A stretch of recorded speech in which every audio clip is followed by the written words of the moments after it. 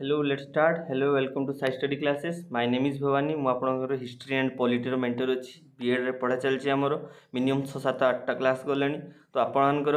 ଏଇ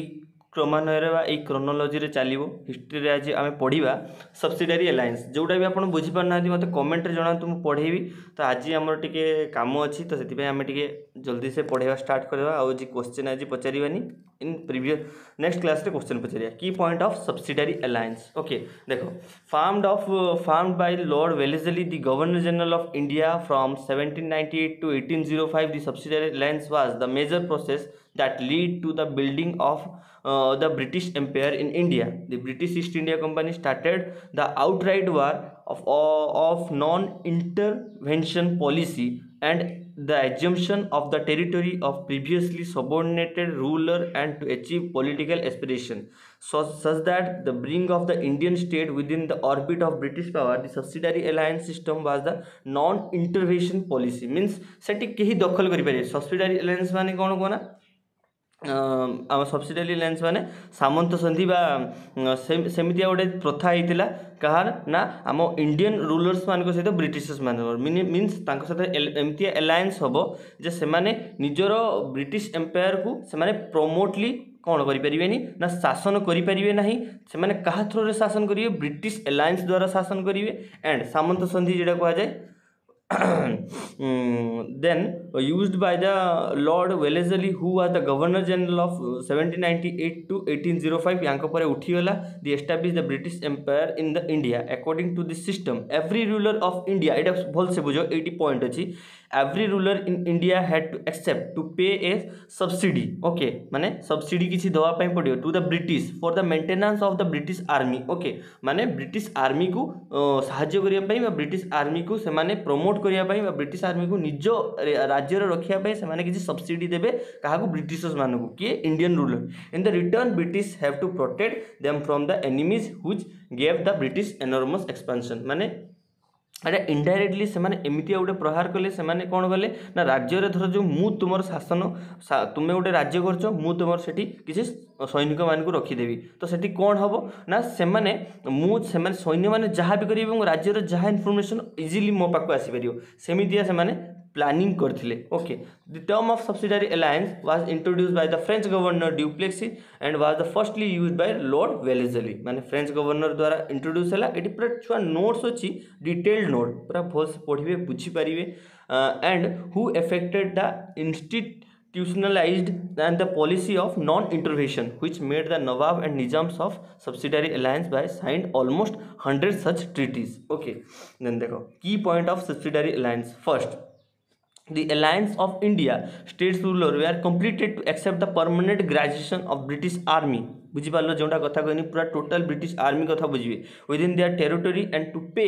subsidy for its maintenance mean किसी पैसा देवे। ओके, सब्सिडी मीन्स किसी पैसा। The Indian ruler could not employ the European in the service without the prior approval of Britishers. माने कौन सी European traders बा कौन सी यूरोपियन मान को से सर्विस दे परिवे नाही, ट्रेडर मान को एक्सेप्ट करिवे नाही जत पर्यंत से ब्रिटिशर्स मान को पचार नाहंती। They could not negotiate with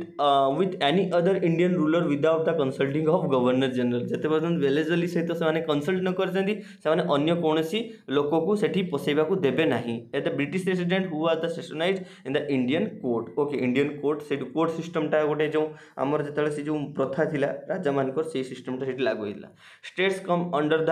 periphery of the policy. The Nizam of Hyderabad the first victim of this policy in the after death 1798 it detached the Nizam from the French and also forbid having alliance with Maratha without British consent. Okay, then देखो second state है Mysore in the 1799 AD the Wellesley completed the Nawab of Awadh to accept the policy subsidiary alliance in AD 1801। Okay, in 1802 the Peshwa Bajirao II also subjugated his state under the policy. Many Maratha state like Bhosle and Sachi India in the AD 1803 also accepted the term of policy. The last Maratha confederation Holkar to the accept the term of subsidiary alliance. Okay, एटा सब किए के accept कला the policy of subsidiary alliance was the reality of the document of losing sovereignty मान सार्वभौमत्व सेठी रहिला नाही which meant the state do not have the right of self defense माने तार self defense पई से माने किछि करि परिबे नै जहा भी लोक अधीन रे करिवे of the maintenance diplomatic relation of the employing foreign expert from the setting and it dispute of the neighbor okay then देखो doctrine of lapse माने doctrine of lapse जो होची हमर किस कोन ना जे जहार पुत्र नथिबो देन सी आउ अन्य अंडर रे जे पर्टिकुलर ओडिया वर्ड ता मोर मने पड़नी ओके परे केबे कहि देबी देन देखो meaning object and its impact doctrine of lapse जे भी ओडिया मीनिंग टे जानछि मते जे कमेंट रे जणैबे doctrine of lapse was the pro imperialistic approach expand the realm of British kingdom माने जहार एटा मीनिंग्स तुमको एबेट कहि दोछि जहार पुत्र नाही ओके तार कहीं शासनकर्ता हेबेनी तार शासनकर्ता किए British empire it was the introduce by Dalhousie मन रखियो डेलहाउसी होची डॉक्ट्रिन ऑफ लैप्स इंट्रोड्यूस करथिले the doctrine equipped with an idea to annex those the state which have no heir get lapse to the right of ruling and it not reverted by the adoption means तुम्हें क्या adapt करें जदि तुम झील संतान अच्छी तुम शासन करें जदि तुम पुओ अच्छी तुम से शासन कर जदि पुओ ना तुम से शासन कर एडप्ट कर भी ना कहीं before the AD 1818 East India company was the act to mere trade not the sovereign ruler but after they came with the ambition to control and the rule the entire region of Indian state that started the subsidiary alliance माने subsidiary alliance ये साहाଯ୍य कला means तांको सिपाही माने जो माने थिले से माने सब रिपोर्ट दउतले काकू ब्रिटिशर्स मान को जहाँ फल एबे से माने कोन कले स्टार्ट कले डॉक्ट्रिन ऑफ लैप्स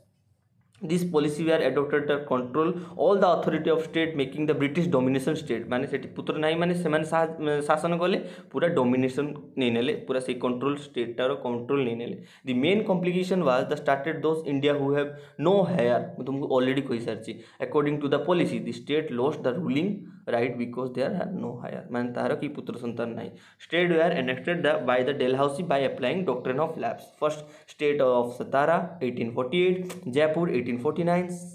संभालपुर 1849 बहुत 1850 Udaipur 1852 Jhansi 1853 Nagpur 1854 but after some time the term of policy were get treated aggression and it was the Surendra Sai the great revolutionary of Odisha who raised voice against the doctrine of lapse माने सुरेंद्र साई जी थे the aggression created the foundation of revolt की point of doctrine of lapse first है policy to expand British territory in India on the basis of pro imperialistic approach state must be handed over the British if they have no heir और ruler adoption of the child were no accepted for heir policy was not in supported to give title and the pension to adopted child of rulers माने देखो केमतिया कठोर से माने थिले adopted heir would inherited only the personal property for the ruler ended the title of and pension ये सब ended करा गला here the British came to India for the purpose of trade but the ambition monopolize it was माने जानी पल्ले जे monopoly करिया पे आछंदी एक छत्रवाद करिया पे आछंदी the resource drives them become might in India the doctrine of lapse was basically exponent policy of British East India Company to increase the real of British Empire by the annex the other state in India hook or crook okay जेमिति हो एपटे नहले सेपटे this was introduced by the Dalhousie to enable the British East India Company to monopolize their domination over India state where increase their revenue they made the British very unpopular and the ruler of different state and bitter enemies the enemy before माने British become one of the reason of 1857 revolt इटा 1857 जो बड़ revolt आइला एटा main reason तो आम एमती जी सब wars अच्छे आम कंप्लीट करवा जी सब संधि अच्छी कंप्लीट करवा देन 1857 रिवोल्ट उपर जा ओके तो आज का क्लासटा टी सडन सारिदे बिकज मोर गोटे सर्टिफिकेट इश्यू अच्छी स्ट्राइक थिला तो से स्ट्राइक मत जावाक पड़ो तो लेट भी है तो से सारिदे तो गुड इवनिंग कही नी शायद तो समस्ते भल रो I hope take care and भल से पढ़ ओके सबू जिते तक नोट जितकी भी दि जाऊँगी भल से पढ़ कहीं ये सब नोट रु कन्फर्म क्वेश्चन आसो मुझे लिखिकी दे दूँ ओके तो आउ गोटे जिनस जे नोट्र कौन भी जिनस आप बुझीपार मु ठीक अच्छे आपण मैंने कहे सार मु डॉक्ट्रिन ऑफ लैब्स बुझीपारे आप स्पीड पढ़ेदेले तो ठीक अच्छे नेक्स्ट क्लास पढ़ेदेवी बट आपण मैंने कहवा दरकार ओके तो ठीक अच्छे आज के एति टेक केयर गुड बाय जय जगन्नाथ जय हिंद।